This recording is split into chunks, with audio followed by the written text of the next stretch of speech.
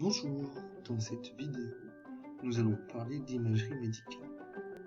Alors l'échographie est une technique d'imagerie médicale utilisant les ondes ultrasonores. Nous allons regarder la vidéo suivante qui va nous permettre de comprendre le principe général de l'échographie.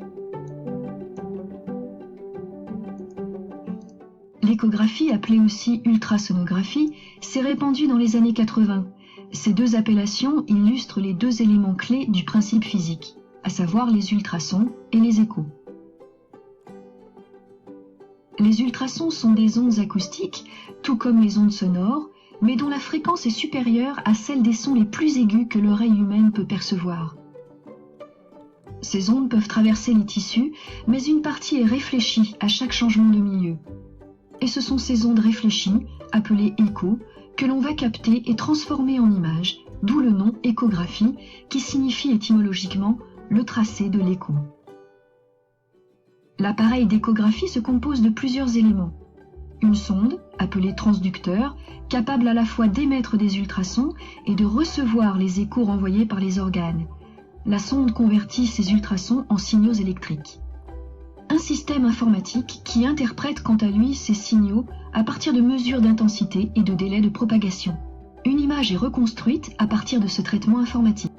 L'idée est la suivante. La sonde échographique sert à la fois d'émetteur et de récepteur ultrasonique.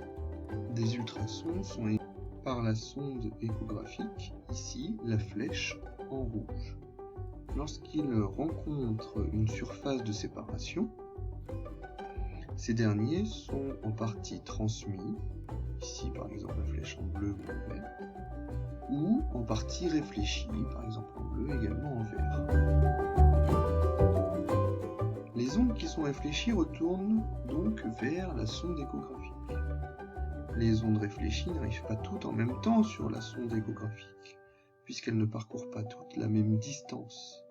Ici, l'onde réfléchie en bleu arrivera avant l'onde réfléchie qui est ici en vert, qui elle-même arrivera avant l'onde ici, qui est modélisée par la flèche noire.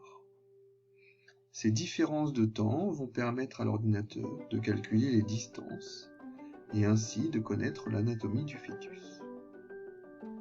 Pour simplifier, prenons la modélisation suivante. L'émetteur, E, et le récepteur ici, R, sont placés côte à côte. Ils forment la sonde échographique. Ils sont placés en face de l'organe, ici modélisé en jaune, à une distance petit d. Le milieu qui sépare l'émetteur et le récepteur de l'organe est l'air. Nous connaissons donc la vitesse de propagation du son dans l'air, qui est de 340 mètres par seconde. L'ordinateur va d'abord déterminer la durée du parcours de l'onde ultrasonore entre l'émetteur et le récepteur.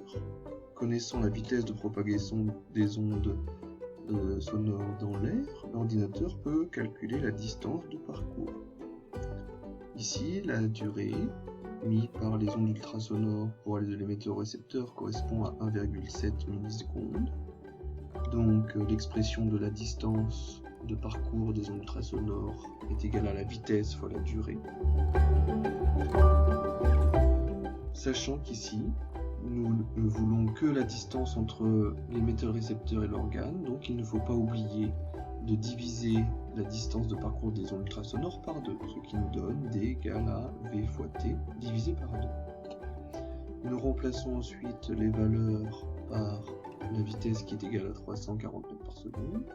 On multiplie par le temps qui est de 1,7 fois 10 moins 3 secondes et on divise par 2.